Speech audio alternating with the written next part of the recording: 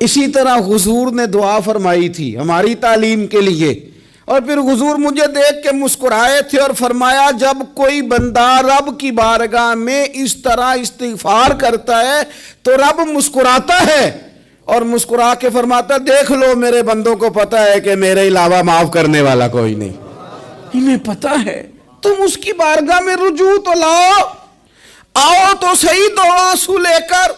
اقبال کہتے ہیں کہ موتی سمجھ کے شان کریمی نے چن لیا، قطرے دو گرے میرے ار کے انفال کے، دو میں نے آنسو بہائے تھے تو اس کے کرم نے تو موتی سمجھ کے چن لیے۔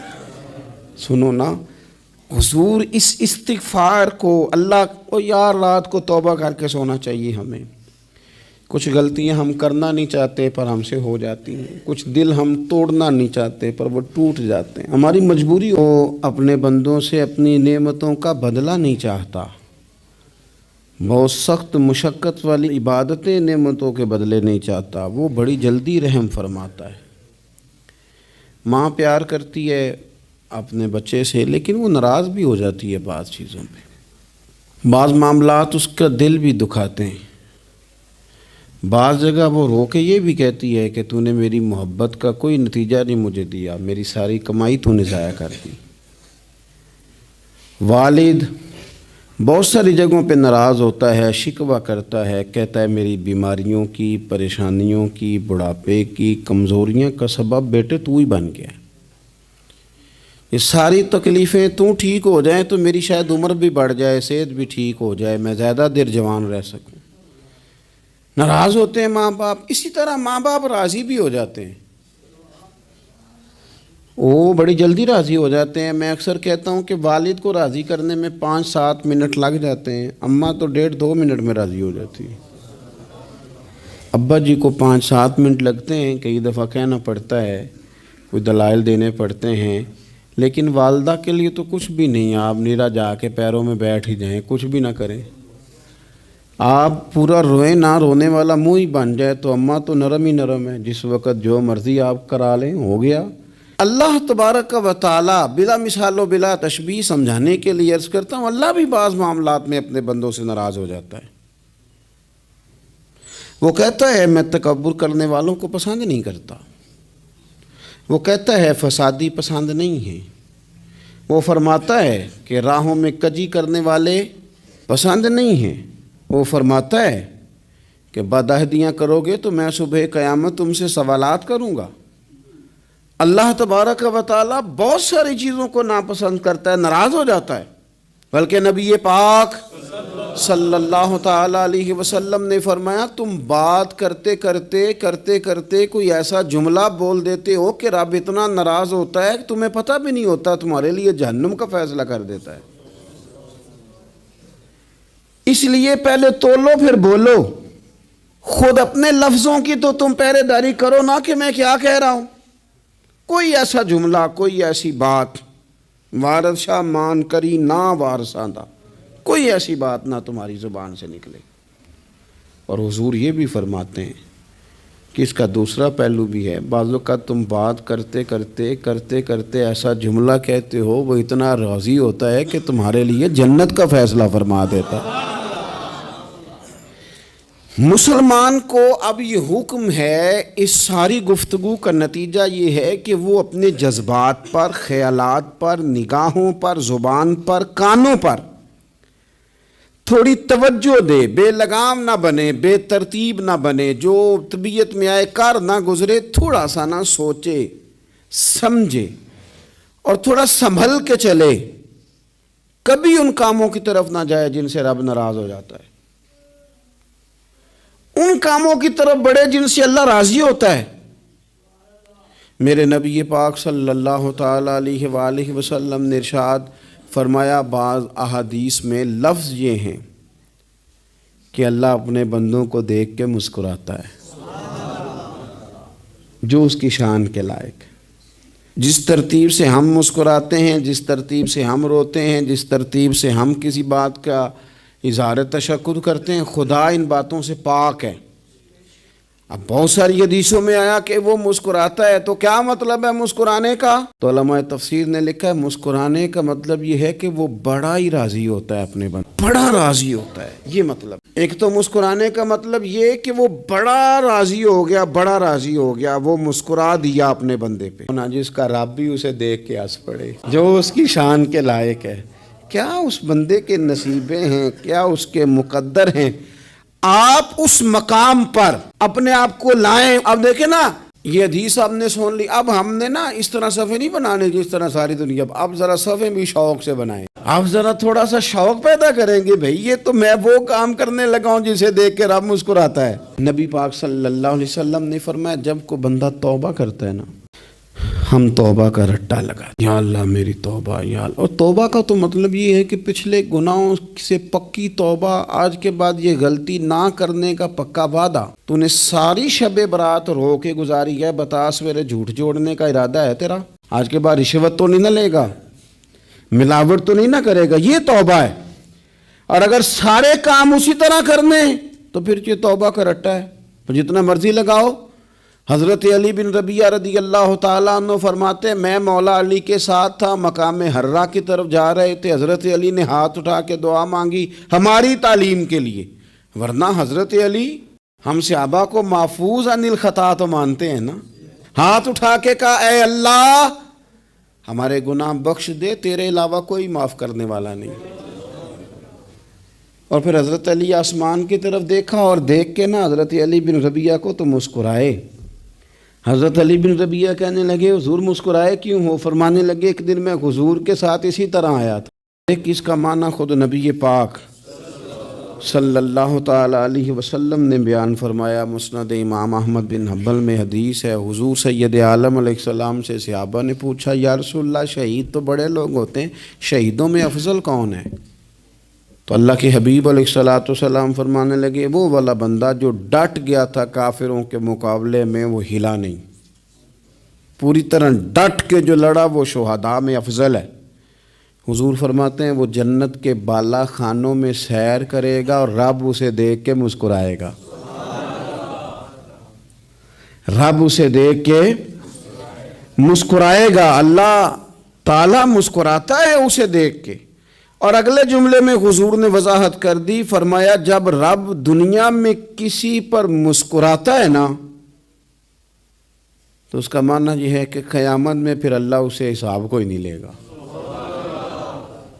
جس پر اللہ دنیا میں مسکرا دیا اس سے کوئی حساب، تو وہ کام ڈھونڈنے چاہیے نا جسے اللہ مسکرائے۔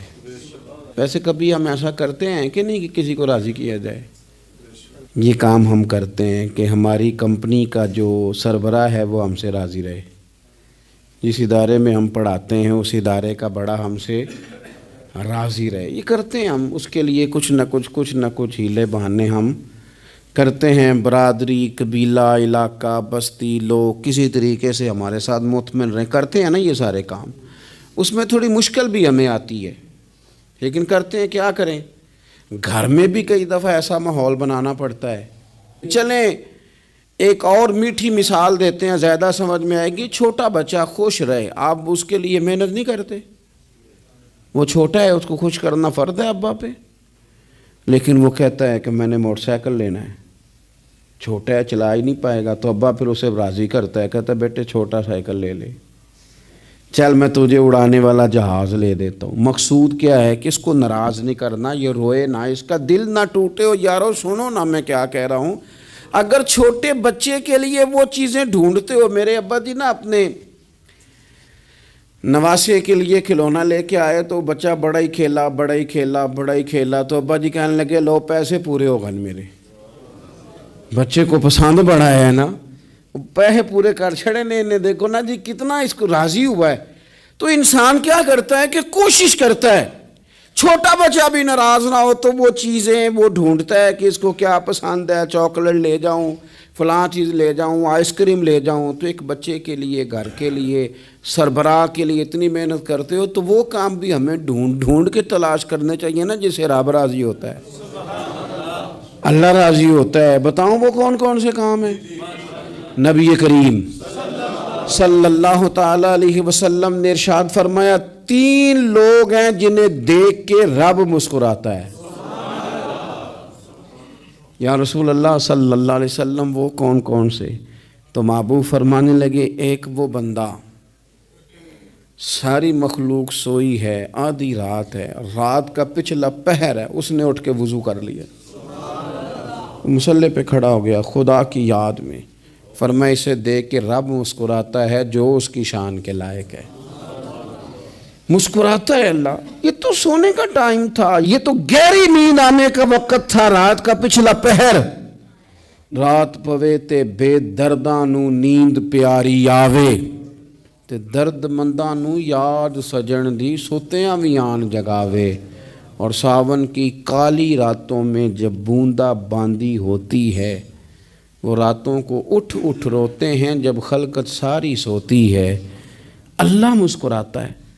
اور سننا میرے بھائی، میرے نبی پاک صلی اللہ تعالیٰ علیہ وسلم فرماتے ہیں جب مسلمان نماز کے لیے صفیں بناتے ہیں نا، ترتیب لگ رہی ہوتی ہے، اب اللہ کی بارگاہ میں کھڑے ہوں گے، قیام کریں گے، رکوع کریں گے، سجود کریں گے. فرمایا جب مومن صفیں بناتے ہیں تو رب دیکھ کے مسکراتا ہے. مسکراتا ہے. کمال ہو گئے عروج بندگی کا جب بندے کو دیکھ کے رب مسکرائے. خدا بندے سے خود پوچھے بتا تیری رضا کیا ہے، مسکراتا ہے. اور میرے نبی پاک علیہ السلام فرماتے ہیں جب مجاہد جہاد کے لیے صفیں سیدھی کرتے ہیں. آج تو یہ رب کے نام پہ مرنے ہی آ گئے. یہ صفوں میں کھڑے ہوں گے، ترتیب سے لڑیں گے، ترتیب سے گلا کاٹیں گے کافروں کا یا شہادت لیں گے. فرمایا جب جہاد کے لوگ صفیں بناتے ہیں تو رب انہیں دیکھ کے مسکراتا ہے. کتنے نصیبوں والا وہ بندہ ہے جسے دیکھ کے مسکرا دیا. او یار کبھی تیرا بیٹا تیرے سامنے مسکرائے نا چھوٹا تو تیرا دل باغ باغ ہو جاتا ہے. تیری ماں بیمار کسی ایک دن صحیح طرح ہنس پڑے تو طبیعت خوش ہو جاتی.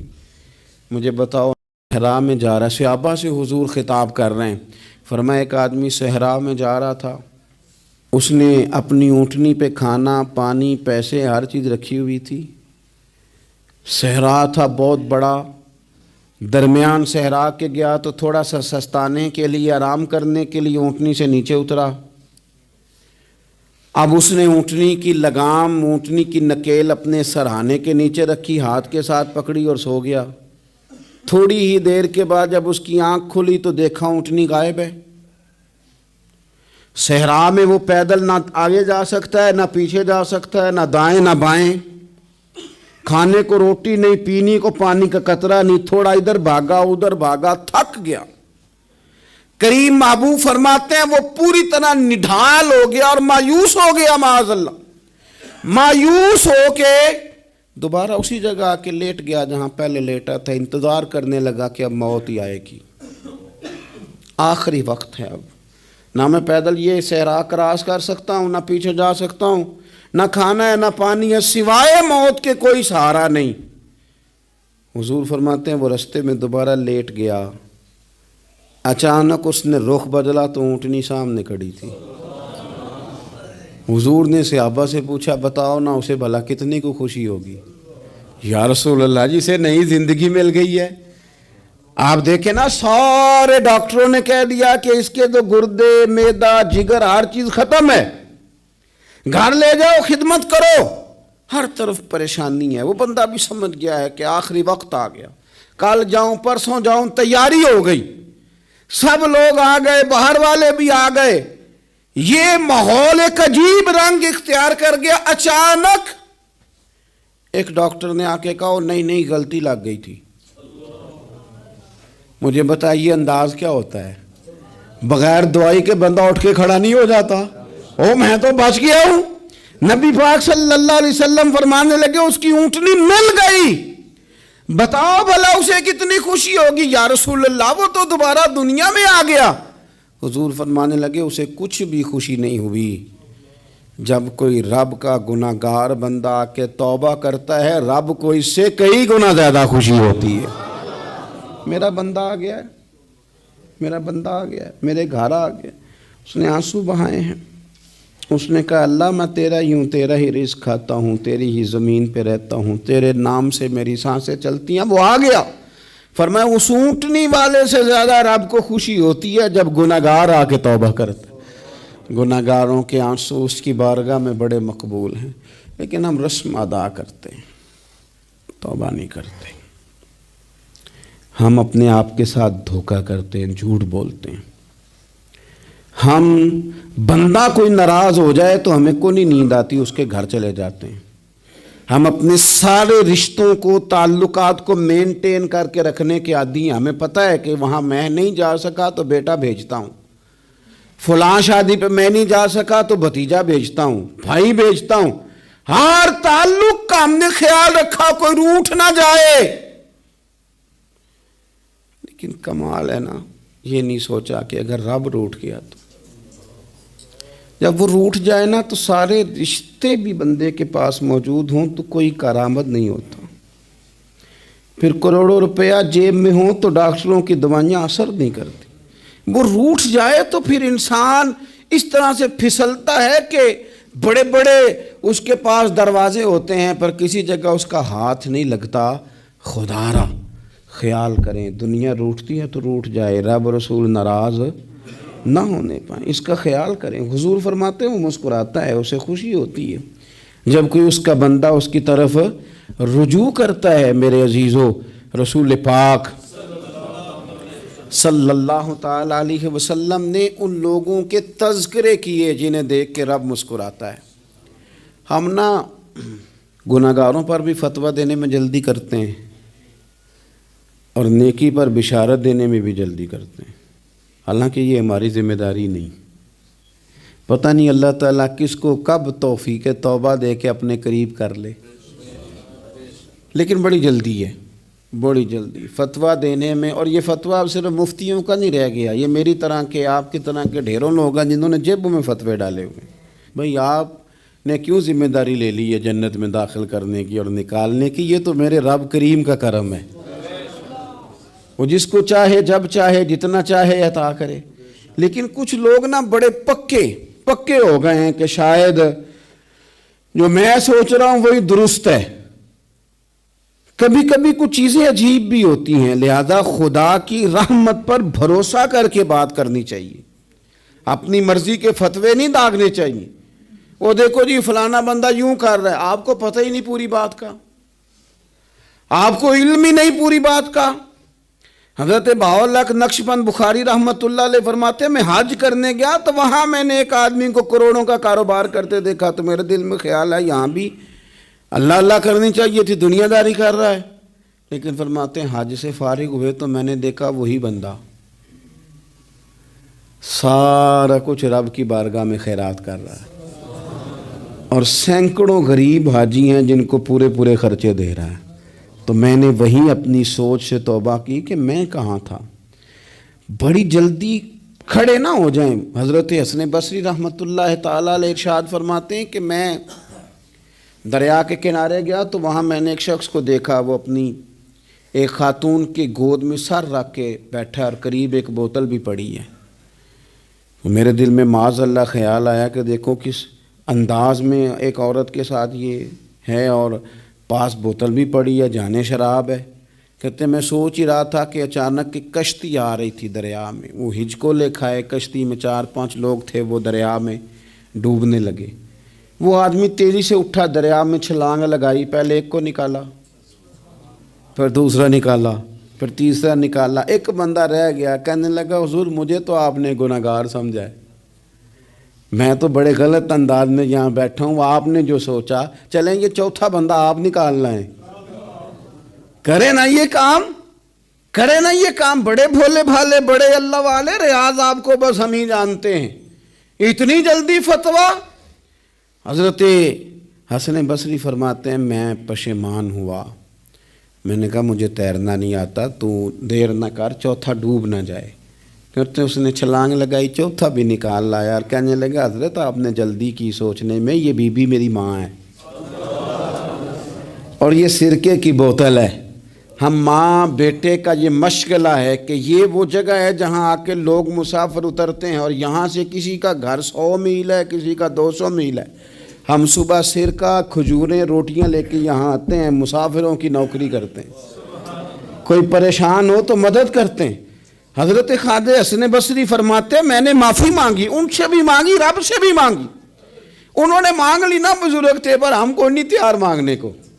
ہم ہر وقت بدگمانیاں، وہ فلانے جرم کرتا تھا، میں اسے اب کیسے نیک مان لوں؟ بھئی اب وہ نمازی ہے، خدا کے گھر آتا جاتا ہے، اب اللہ کی بارگاہ میں حاضر ہوتا ہے، جب رب نے معاف کر دیا تو بھی سوچ بدل جا۔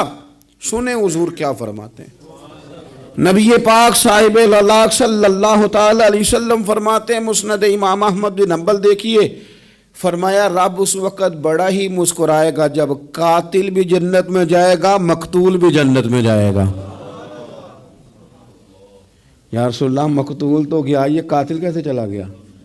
حضور فرماتے ہیں جائے گا، اور جائے گا اور رب مسکرائے گا، جو اس کی شان کے لائق ہے۔ یا رسول اللہ کس طرح؟ تو نبی پاک صلی اللہ علیہ وسلم فرمانے لگے اس نے ایک مومن کو قتل کیا تھا، وہ شہید ہو کے جنت میں چلا گیا، اب اللہ نے بعد میں اسے توبہ کی توفیق دے دی۔ پہلے اس نے کلمہ پڑھا، پھر یہ میدان میں اترا، کافروں سے لڑا، یہ شہید ہوا، رب نے اسے بھی جنت دے دی۔ قاتل بھی جنت میں، مقتول بھی جنت میں، اور بات اتنی انوکھی ہے کہ رب دیکھ کے مسکرا رہا ہے، جو اس کی شان کے لائق ہے۔ ہم جلدی میں ہیں، ہم انتظار نہیں کر رہے کہ شاید توبہ کر جائے، ہم انتظار نہیں کر رہے، لیکن میرے عزیز اتنی جلدی نہ کریں۔ سوچوں کا صاف ہونا، ذہنوں کا پاک ہونا، اور لوگوں کے بارے میں گمان کا اچھا ہونا۔ آپ کسی نفسیات کے ڈاکٹر کے پاس چلے جائیں، اسے کہیں ٹینشن بڑی ہے، میں ان کے مضامین پڑھتا رہتا ہوں، وہ سب سے پہلا سبق آپ کو یہ پڑھائیں گے کہ اچھا سوچا کریں۔